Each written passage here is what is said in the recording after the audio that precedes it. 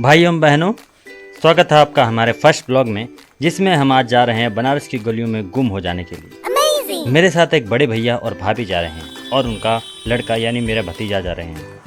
मैं घर से निकला और मैंने उसको फ़ोन करके बुलाया तो नेबुआ नौरंगिया से हम ऑटो से पड़ौना गए और वहाँ थोड़ा सा संघर्ष करके देवरिया के लिए बस पकड़ी और चल दिया देवरिया की ओर। वहाँ से कंडक्टर ने 79 रुपये लेकर एक जन को 2 घंटे में देवरिया पहुँचाया और रास्ते में हमें एक अम्मा दिखी जो सोच में पड़ी थी। अब चूंकि हम अरबों की गाड़ी में चलते हैं इसलिए ट्रेन का टाइम 5 बजे से था और हम 4 बजे तक वहाँ पहुँच गए। और फिर मैंने अपने फ़ोन को चार्ज लगा दिया और जब तक चार्ज हुआ तब तक ट्रेन का टाइम हो गया। फिर हम ट्रेन का इंतज़ार करने लगे। इसी बीच स्टूडेंट्स के लिए परीक्षा स्पेशल ट्रेन आई और जैसे ही वो चलने लगी तब तक एक अंकल भाग के चढ़ने लगे, शायद उनका भी एग्ज़ाम होगा। फाइनली हमारी ट्रेन आई तो हमने अपने अपने स्थान ग्रहण किए। तब तक रास्ते में हमारा प्रतिद्वंदी हमसे रेस करने लगा। देखते ही देखते दूसरी ट्रेन हमारी ट्रेन से कुछ फुसफुसा कर दूर हो गई। अब लगभग 6 घंटे के बाद हम बनारस पहुंच गए। अब प्लेटफॉर्म से बाहर आकर हमने देखा कि कई सारे लोग स्टेशन के बाहर लावारिस पड़े हुए थे। थोड़ी देर बाद आरपीएफ के जवान मेले से सीटें खरीद के लाए थे और सबको परेशान कर रहे थे।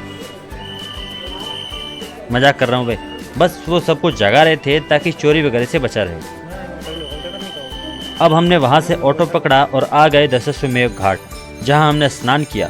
मित्रों, पानी बहुत ज़्यादा है इसलिए इस बीच ध्यान से जाना वहाँ। और फिर निकल दिए काशी विश्वनाथ मंदिर की ओर। पतले पतले रास्तों से होकर हमारा सिर चकराने लगा क्योंकि वो सभी गलियाँ एक ही जैसी थी। दोस्तों, मोबाइल अलाउड नहीं था इसलिए हमने अपना मोबाइल लॉकर में पहले ही जमा करवा दिया था, लेकिन फिर देखा कि सिर्फ गर्भगृह में अलाउड नहीं है, कॉरिडोर में अलाउड था। पर फिर हम वहाँ से बिना फोटो लिए निकल पड़े मार्कंडे महादेव मंदिर के लिए। ऑटो वाले से पूछा तो बोला कि आशापुरी बस स्टैंड से बस मिलेगी, मैं वहाँ छोड़ दूंगा 300 रुपये में 4 लोग को। फिर हमने उसे मना करके आगे पूछा तो एक ऑटो वाला 100 रुपये में मान गया।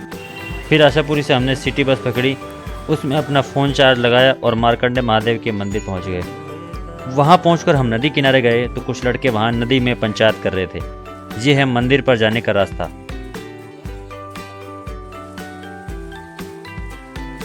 ये वहाँ की फ़ोटो है। फिर हम वापस स्टेशन की ओर चले।